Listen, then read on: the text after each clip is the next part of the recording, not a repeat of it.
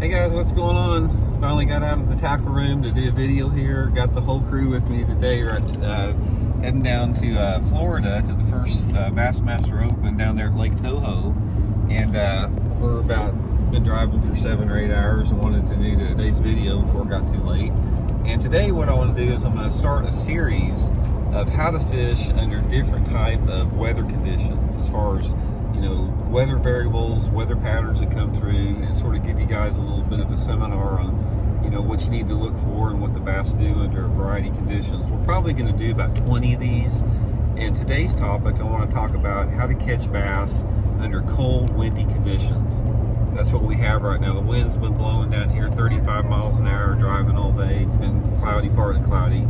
So the first thing you have to remember is when you're talking about fishing under windy, cold conditions, you have to take in consideration exactly how cold is the water. I mean, cold water, like in my part of the country, can be in the upper 30s, and if you guys are down in the southern tier states, it can be in the 50s. So it's all relative to what you consider cold. For the most part, I consider cold water anytime it's below 50 degrees. And wind too. When I'm talking about windy conditions, I'm talking about winds usually over 15 miles an hour, 15 to 30 miles an hour. And so a couple of different variables you have to think about before you determine how you're going to approach it is the water clarity that you're fishing at, and again, the water temperature, because that will determine the technique that you want to use. So I'll just sort of give you guys a few examples of what to look for, because most of the time when you're dealing with cold, windy conditions, it's usually associated with some type of a frontal passage.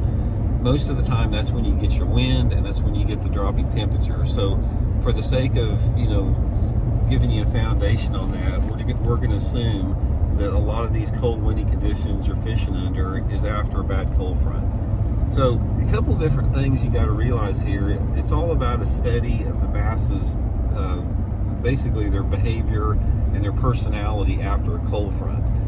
After a cold front, the bass just simply aren't as aggressive. They don't chase baits as far, and even though they don't chase baits as far, they will still bite reaction lures.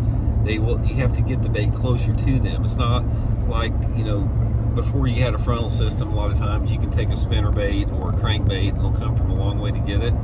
After a bad front and after you got a windy, cold conditions, those fish will still react to a reaction bait, but you have to get it closer to them, and you have to get it by them faster to generate that reaction strike. And again, this is all relative to the water clarity and water temperature too.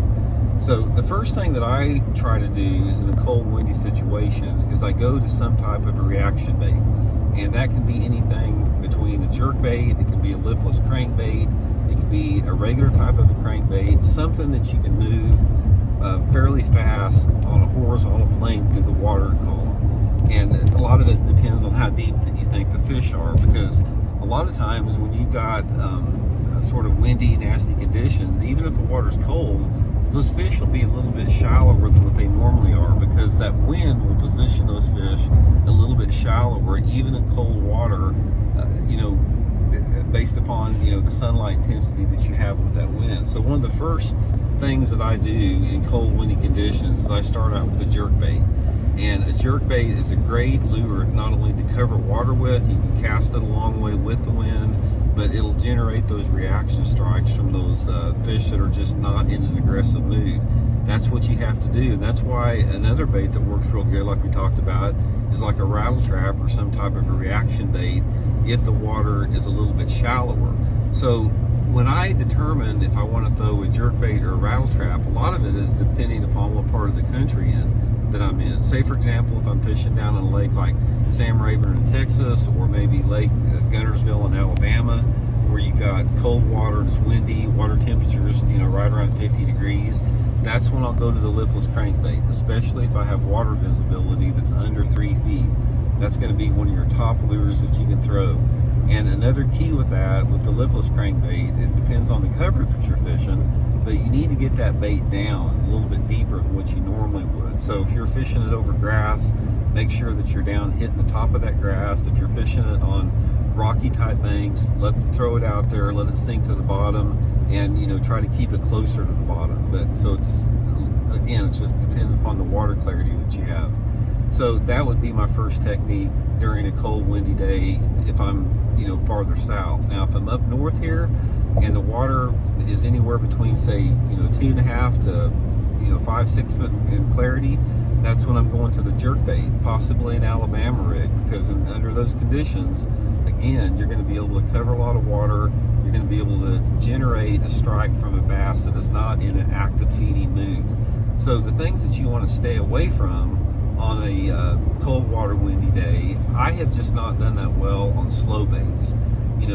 Things like football head jigs, shaky heads, Ned rigs, all that type of stuff. Not that you can't get bites on it, but the fish are not in an active feeding mode. And normally to hit jigs, they're hunting. It's something that they're looking for, to forage on. You can't get the reaction strike with a jig like you can with a moving bait. So that's sort of, two pretty good rules of thumb. A lot of it also, again, depends on your sunlight intensity, the variation of how much cloud you have. It can be sunny, it can be cloudy, whatever, but that to me does not play as big of a role when the water's cold and when it's windy as just the clarity itself and the wind itself. It seems like regardless, it doesn't matter if it's sunny or if it's cloudy out, I can still catch them on those same techniques under those conditions. So anyway, that's today's tip, guys. Windy, cold water, stay with your rattle traps, your jerk baits, moving baits, something like that. Try to get that reaction strike because those fish aren't just going to be actively feeding, so you're going to have to try to do something to trigger them into biting. And so anyway, we'll keep on this. We've got about 20 of these probably to do. I'll probably scatter them a couple times of the week. We're going to get down to Florida tomorrow, start practicing on Sunday, so I'll give you guys the pre-practice or the practice updates every day I'll get off the water. And we're going to keep driving down here, and thanks for tuning in. We'll see y'all later.